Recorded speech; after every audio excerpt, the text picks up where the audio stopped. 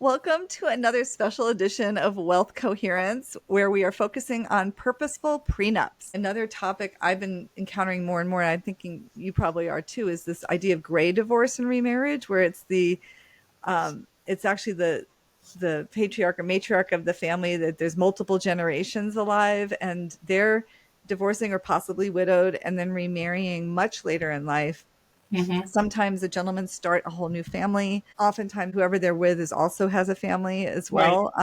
Yeah. And what do you recommend for the family office executives that are looking at this and how they might work with the um, this With elder an that might elder be, person? yeah, or their kids? How could they advocate for? Can we do this really intentionally? Mhm. Like, because it's a tricky Yeah. thing. It is a tricky thing. Some people that marry that have step families for a long time, at some point they consider all the kids one family, and if there's Hmm. three and two, they'll divide their estate at the end of their life five ways. If Hmm. they've been married a long time. Hmm. That's an option that people don't often think about. And then there's also the question of if you're in a second marriage or a first marriage. Let's say a second marriage and you have, a legacy for you die and you have a legacy for your spouse in some way. What happens when they remarry? Do you have to tie it up, or are you going to give Hmm. your spouse the freedom to get into another marriage, especially if they're younger than you?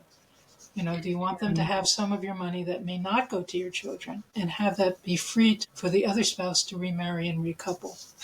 Yeah, I think having the conversation be much more expansive than just divorce and really looking at Yeah. life, lifestyle, age, all the Hmm. all of the significant parties and people you love that are involved in these decisions is so Yeah. important. And then when I think about the mediation that you do, what is it that couples should think about when they go into that approach that would be useful Well, I to think maximize finding a good mediator is really important.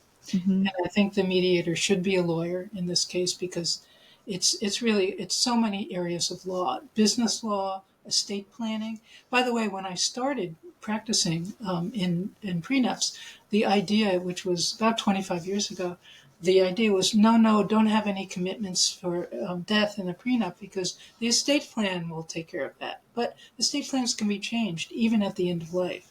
Hmm. So I kept on advocating for having at least some sort of framework, even if it was a floor, a minimal requirement, Hmm. which I think is a very good thing to have in practically all prenups. Well, and I think nowadays too, what we're also seeing is this extended lifespan of people that become disabled, right? Hmm. Their memory loss they might be in a memory facility for 10 years. Yeah, right. And wait, their spouse is still married, but what is do they have access to the wealth? Do they have, that's a whole other area that needs to be addressed because I mean, I've seen situations where trustee fatigue has a child from a prior marriage come in and become the trustee and then cut the step parent off while the parent is still alive. Like it's quite Um, sad what can oh yeah, happen.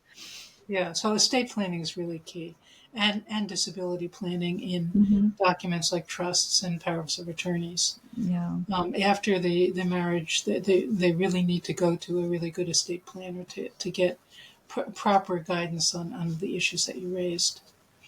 Yeah, and I think that the prenup conversation really allows a couple to start diving into these things well in advance and to get a good sense of where their heads are and where their Hmm. capacity is to even have these conversations. And that's where I think mediation is so helpful Yeah, because they it's really get a helpful. sense for It's how to helpful talk in about it. practically every situation. I mean, Yeah. there's some that you can't, but it's really helpful. Yeah. And the other part that it's helpful is when I mediate wherever I'm mediated, whether it's Massachusetts or another state. After I get to know them and what their issues are, I identify 6 to 8 lawyers that I think would be good for their representation. And they're always collaborative lawyers, collaboratively trained Mhm. divorce lawyers, because collaboratively trained divorce lawyers understand the nuances of marriage. And Yes. it's not just about asset protection. I find business lawyers and estate planning lawyers don't really get that there is a marriage to protect too. It's Yeah. not just an issue about protecting somebody's money. Because if Yep. you protect the money too much, then you might really, right from the get go, might be really hurting the marriage.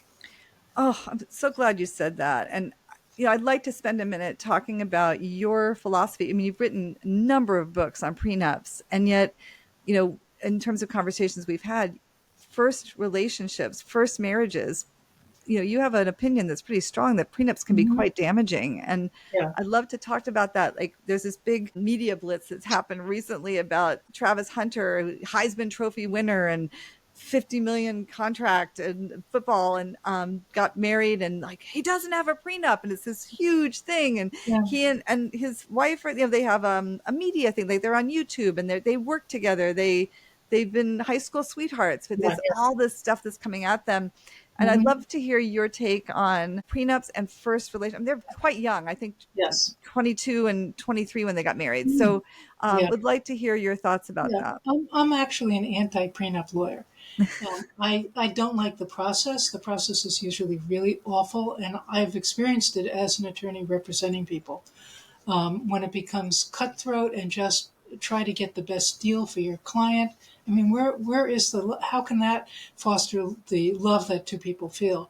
Lots of my Yeah. prenup mediation clients are survivors of lawyering, lawyer-led process where it got so horrible they almost broke up, or they did break up, and then they found me, and we kind of start all over again. So Yeah. it can be very, very damaging to start that way.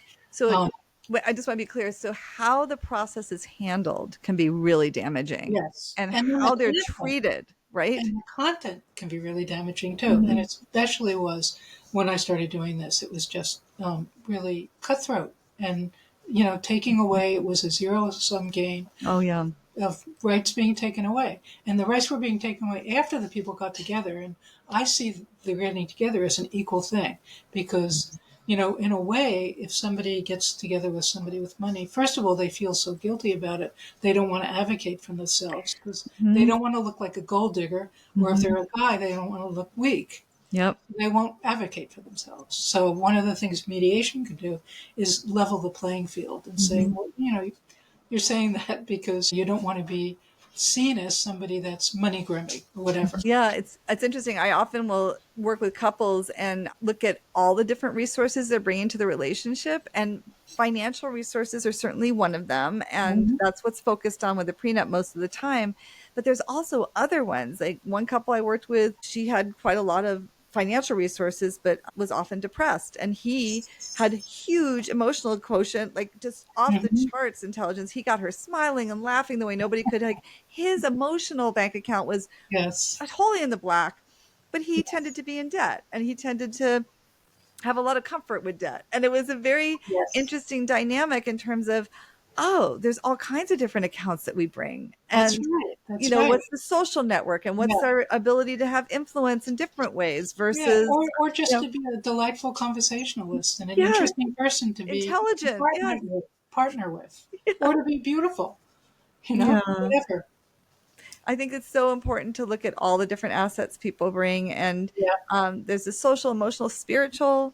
Are Yeah. you giving somebody's purpose and meaning beyond the money? Oh my gosh. One couple I worked with, he came from old money, right? Like 4 or 5 generations. She, middle class family. And the way she's bringing up their children with such grounded, strong values around work ethic and self-respect and being of contribution, and there's so much value she's brought to the relationship and to those children's lives because of bringing her family's values to the Mhm. equation as well. Yes. So true. Yeah. And so with this in mind, when you think about, like, okay, let's talk about Travis Hunter. He's Yes. 22 years old, huge successful career right now. Right. So And the $50 million is for how much work? How I think many? it's 4 year contract Okay. is my So understanding. what's if he's in is he in California? No, I think he's going to be in Florida, Yeah, but but if it's marital money and it usually gets divided in half. So after a 5-year marriage, he gets left with 25 million rather than 50 million. Big deal, you know. They'll probably have kids, and that the woman, the wife, will support the kids, and the kids will have an equal lifestyle. So I don't think it's so horrible to actually split up, the money he's going to be earning Mhm. during the marriage. And I think it would have been very damaging for him to get a prenup. Well, and think about it too. Talk about damaging. Football is a really damaging sport, and the Yes. likelihood of him having post concussion Right. syndrome, or That's right. traumatic injuries is huge, right? Yes. And she's signing on for that, right? So it's Right. not like there's a lot of unknowns in their future, and Yes. who's to say or judge what somebody should or shouldn't do? I mean, if there's a lot of love there and respect I don't and see how a prenup enjoyment. would have helped them. I think it just would have hurt them. So I really agree with what they did. And I don't think everybody should have a prenup. They say that you have to have a prenup, otherwise state law is going to be your prenup. Well, state law has been developed over generations and it's really good. Litigation is not good. And one of the good No. things prenup do is when I do a prenup, I have a alternative dispute resolution clause to keep people out of court. That's a good thing. Such a good thing, because it's so adversarial in court, and it's just you Yeah.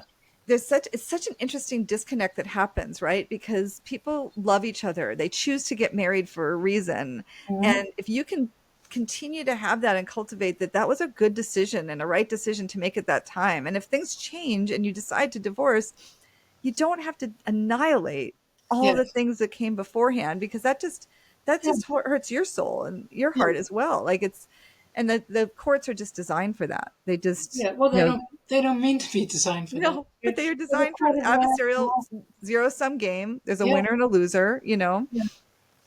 Yeah.